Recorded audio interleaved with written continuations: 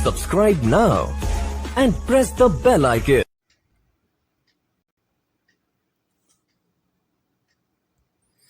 Hello दोस्तों, स्वागत है हमारे यूट्यूब चैनल कलाम नुकसान में। तो आज जानेंगे विज्ञान क्या है, विज्ञान कितने प्रकार के होते हैं, यह विज्ञान को कितने भागों में अपने अनुसार बांटा गया है आसान तरीका के लिए।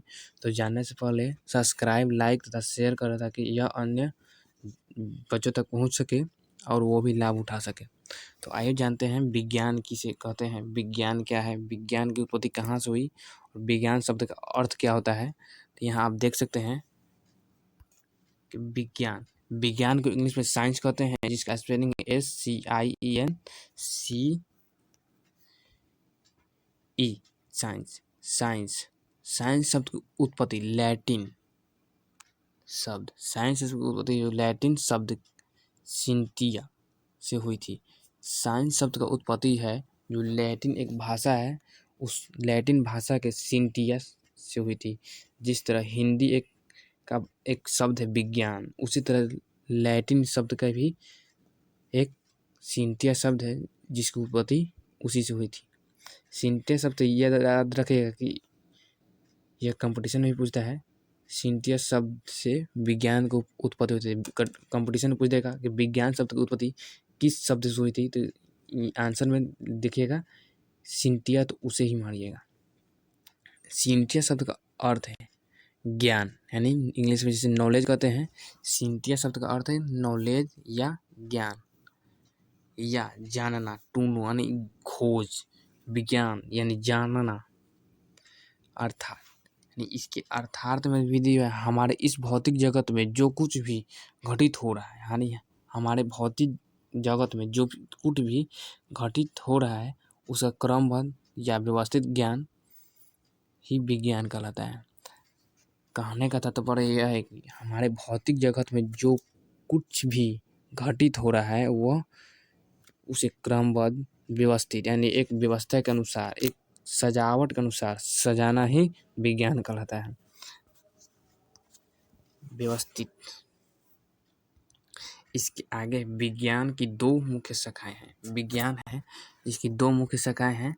पहला प्राकृतिक विज्ञान, दूसरा है भौतिक विज्ञान। प्राकृतिक विज्ञान को इंग्लिश में कहते हैं नेचुरल साइंस और भौतिक विज्ञान को फिजिकल साइंस। तो भौतिक विज्ञान का पहले प्राकृतिक विज्ञान के बारे में जानेंगे। प्राकृतिक विज्ञान है जो दो भाग होता है। यह इसमें दिया हुआ है। प्राकृतिक विज्ञान के दो मुख्य भाग है। प्राकृतिक विज्ञान दो भाग होता है। पहला वनस्पति विज्ञान जिसे बॉटनी बोलते हैं इंग्लिश में, तथा जंतु विज्ञान जूलॉजी, इंग्लिश में इसे जूलॉजी बोलते हैं। प्राकृतिक विज्ञान भी दो प्रकार के होते हैं, बॉटनी और जूलॉजी, वनस्पति विज्ञान तथा जंतु विज्ञान। भौतिक विज्ञान के भी दो मुख्य भाग हैं, यानी भौतिक विज्ञान भी दो भाग होता है। भौतिकी यानी फिजिक्स तथा रसायन विज्ञान केमिस्ट्री। भौतिक या फिजिक्स, रसायन विज्ञान या केमिस्ट्री। तो भौतिक विज्ञान के बारे में जानेंगे। भौतिक विज्ञान क्या है? तो फिजिक्स भौतिकी विज्ञान की वह शाखा जिसके अंतर्गत द्रव्य यानी तथा ऊर्जा और उनकी परस्पर क्रियाओं का अध्ययन किया जाता है, उसे भौतिक विज्ञान कहते हैं। यानी भौतिक विज्ञान की वह शाखा जिसके अंतर्गत एक शाखा होता है जिसके अंतर्गत द्रव्य तथा ऊर्जा और उसकी परस्पर क्रियाओं का, यानी द्रव्य और ऊर्जा के बीच जो परस्पर क्रिया होता है उसका अध्ययन किया जाता है, उसे ही भौतिक विज्ञान कहते हैं। भौतिक विज्ञान को सुविधा के लिए 8 भागों में बांटा गया है। यहाँ आप देख सकते हैं ये 8 भाग दिया हुआ है। भौतिक विज्ञान की सुविधा के लिए 8 भागों में बांटा गया है। पहला है यांत्रिक, ध्वनि, ऊष्मा, प्रकाश, विद्युत चुंबकत्व, आधुनिक एवं परमाणु भौतिकी। 8वां है इलेक्ट्रॉनिकी। यहाँ आप देख सकते हैं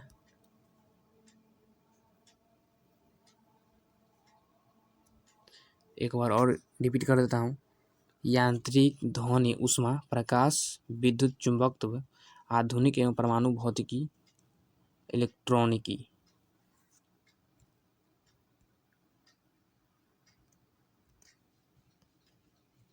क्यों जानेंगे कि विज्ञान क्या है। विज्ञान की बड़ी बस आसान तरीके में जानेंगे। यहाँ दिया हुआ है भौतिक जगत की परिघटनाओं, भौतिक जगत की परिघटनाओं, प्रक्रियाओं, पदार्थों एवं उनके गुणों के संबंध में परीक्षणों द्वारा स्थापित सुव्यवस्थित ज्ञान ही विज्ञान है। मतलब कि भौतिक जगत यानी भौतिक दुनिया में से एक दुनिया है हम लोग का, उसी तरह एक भौतिक की दुनिया होता है जिसमें भौतिक के ही बारे में सिर्फ समझाया जाता है। उसी परिघटनाओं, प्रक्रियाओं, पदार्थों एवं उनके गुणों के संबंध में परीक्षणों द्वारा स्थापित सुव्यवस्थित ज्ञान ही विज्ञान कहलाता है। मतलब कि परिघटनाओं, क्रियाओं, पदार्थों एवं उनके गुणों के संबंध में जो भी परीक्षण द्वारा स्थापित यानी एक क्रमबद्ध में सुव्यवस्थित ज्ञान ही विज्ञान कहलाता है।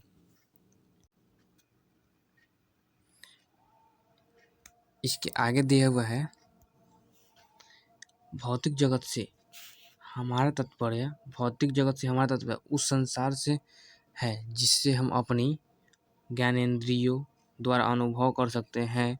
विज्ञान इसी भौतिक जगत की परिघटनाओं को यथासंभव विस्तृत एवं गहनता से समझने हेतु क्रिया जाने वाली सुव्यवस्थित प्रयास है, जिसमें इस प्रकार अर्जित ज्ञान का उपयोग परिघटनाओं के भविष्य कथन, संशोधन एवं नियंत्रण के लिए किया जाता है। जो कुछ भी हम अपने चारों ओर देखते हैं उसी के आधार पर अन्वेषण करना, प्रयोग करना एवं भविष्यवाणी करना विज्ञान है। इसमें साफ साफ लिखा जा रहा है कि हम अपने भौतिक जीवन में जो भी कुछ करते हैं, भविष्यवाणी करना, प्रयोग करना, अन्वेषण करना, उसी के आधार पर यह सुव्यवस्थित रखना भौतिक विज्ञान कहलाता है, विज्ञान कहलाता है।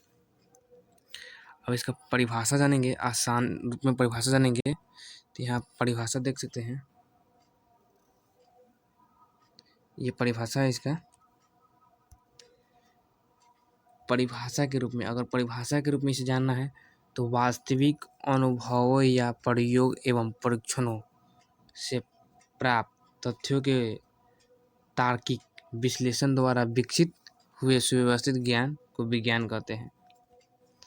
वास्तविक अनुभवों या प्रयोगों द्वारा, वास्तविक अनुभवों या प्रयोगों द्वारा तथा परीक्षणों से प्राप्त तथ्यों के तार्किक विश्लेषण द्वारा विकसित हुए सुव्यवस्थित ज्ञान को ही विज्ञान कहते हैं। ये कुछ अपना सब लगाकर बोले हैं। इसके आगे है कि विज्ञान को कितने भागों में बांटा गया है, विज्ञान कितने प्रकार के होते हैं। विज्ञान को मुख्यतः 3 प्रकार में बांटा गया है। यहाँ देख सकते हैं, विज्ञान को 3 भागों में विभाजित किया जा सकता है। मतलब कि विज्ञान जो है उसको 3 भाग में ही विभाजित किया जाता है। पहला प्राकृतिक विज्ञान, दूसरा औपचारिक विज्ञान और तीसरा सामाजिक विज्ञान। तो पहला के बारे में पहले जान लेते हैं। पहला है प्राकृतिक विज्ञान। प्राकृतिक विज्ञान को 3 भागों में बांटा गया है। प्राकृतिक विज्ञान को 3 भागों में, भौतिक विज्ञान, रसायन विज्ञान और जीव विज्ञान। भौतिक विज्ञान वो है जो हमारे भौतिक जगत में होता है। रासायनिक विज्ञान जो केमिकल के द्वारा होता है वो सब रासायनिक विज्ञान। जीव विज्ञान जो हमारे जीव जंतु के बारे में जाना जाता है उसे जीव विज्ञान कहते हैं। इसके दूसरा विज्ञान का दूसरा है औपचारिक विज्ञान, फॉर्मल साइंस। विज्ञान का दूसरा भाग है औपचारिक विज्ञान, इसे फॉर्मल साइंस भी बोलते हैं इंग्लिश में।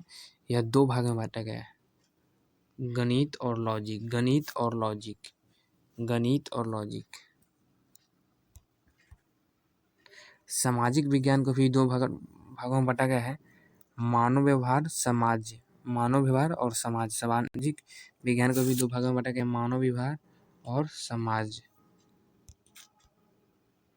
प्राकृतिक विज्ञान, नेचुरल साइंस, प्राकृतिक विज्ञान के बारे में जानेंगे कि प्राकृतिक विज्ञान क्या होता है और इसको ही नेचुरल साइंस कहते हैं इंग्लिश में। तो आइए इसका परिभाषा जानते हैं। विज्ञान की वह शाखा जो प्राकृतिक परिघटनाओं का विवरण, व्याख्या एवं भविष्य कथन, अवलोकन एवं अनुभवन साक्ष्यों के आधार पर करती है, प्राकृतिक विज्ञान कहलाती है। असल में विज्ञान शब्द का प्रयोग प्राय प्राकृतिक विज्ञानों के लिए ही किया जाता है। प्राकृतिक विज्ञान की मुख्यतः 3 शाखाएं हैं। प्राकृतिक विज्ञान की मुख्यतः 3 शाखाएं हैं। इसमें प्राकृतिक विज्ञान की मुख्यतः 3 शाखाएं, इसमें यह भी 3 तरह की है। पहला भौतिक विज्ञान जिसे इंग्लिश में फिजिक्स कहते हैं। दूसरा रसायन विज्ञान जिसे केमिस्ट्री कहते हैं इंग्लिश में। तीसरा है जीव विज्ञान जिसे बायोलॉजी बोलते हैं इंग्लिश में। प्राकृतिक विज्ञान को भी 3 भागों में बांटा गया है। भौतिक विज्ञान, रसायन विज्ञान, जीव विज्ञान, फिजिक्स, केमिस्ट्री, बायोलॉजी। इसके आगे जानेंगे भौतिक विज्ञान। तो भौतिक विज्ञान यानी फिजिक्स, भौतिक विज्ञान यानी फिजिक्स के बारे में जानेंगे। तो फिजिक्स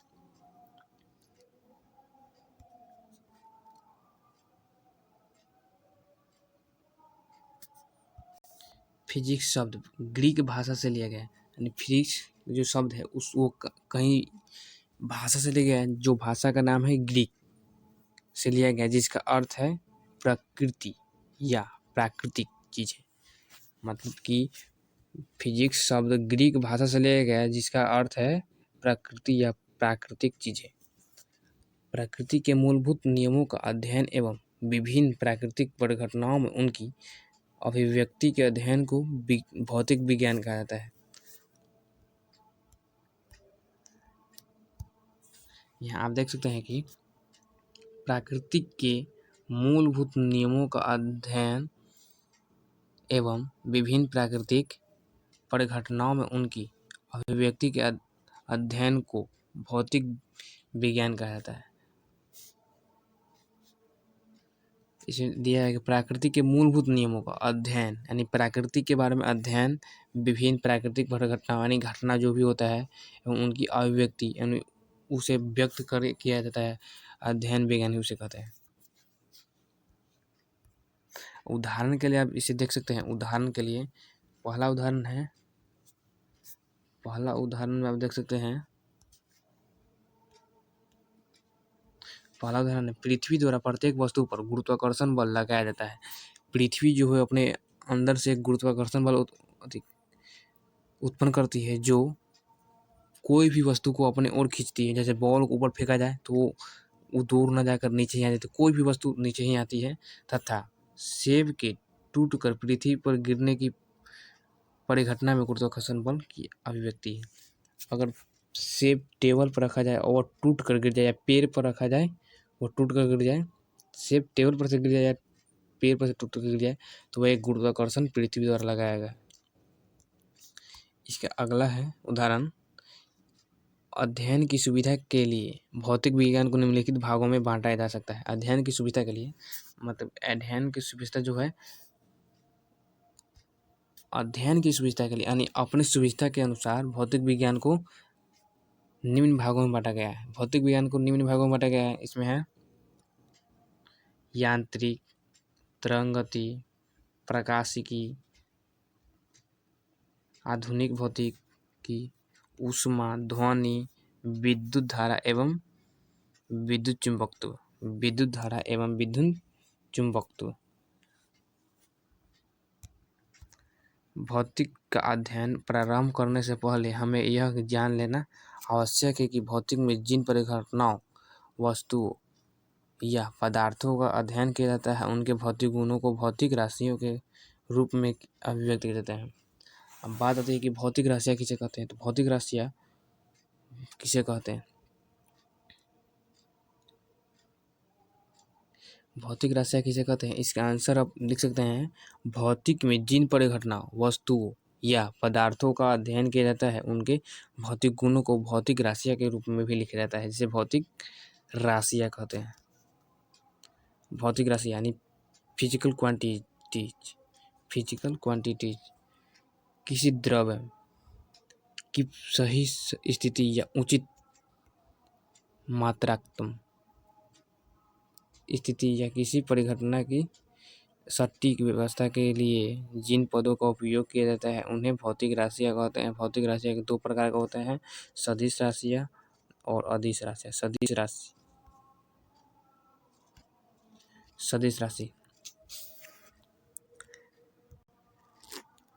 राशि है वे भौतिक राशियाँ जिन्हें व्यक्त करने के लिए केवल परिणाम की आवश्यकता होती है, अदिश राशियाँ कहलाती हैं। यानी वे भौतिक राशियाँ जिसे व्यक्त करने के लिए केवल परिणाम की आवश्यकता है, लेकिन वो दिशा को कोई उस पर निर्भर नहीं करता, उसे भौतिक अदिश राशियाँ कहते हैं। भौतिक अदिश राशियाँ कहते हैं इन राशियों के साथ कोई दिशा नहीं होती, यानी इस राशि का कोई दिशा नहीं होता। अदिश राशियों को सामान्य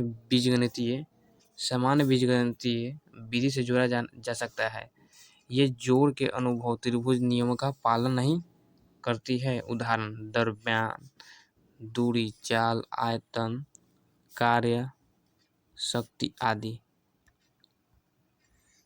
यह लास्ट सदिश राशियाँ, वेक्टर क्वांटिटीज। वे भौतिक राशियाँ जिन्हें व्यक्त करने के लिए परिणाम के साथ साथ दिशा की भी आवश्यकता होती है, सदिश राशि कहलाती है। गणितीय क्रियाओं में सदिश राशियों के लिए परिणाम और दिशा दोनों को ध्यान रखना चाहिए। मतलब कि वे भौतिक राशियाँ जिन्हें व्यक्त करने के लिए परिणाम के साथ साथ दिशा भी आवश्यक होता है, उन्हें सदिश राशि कहते हैं। इस वीडियो को शेयर करता है कि आने बच्चों तक पहुँच सके। Subscribe now and press the bell icon.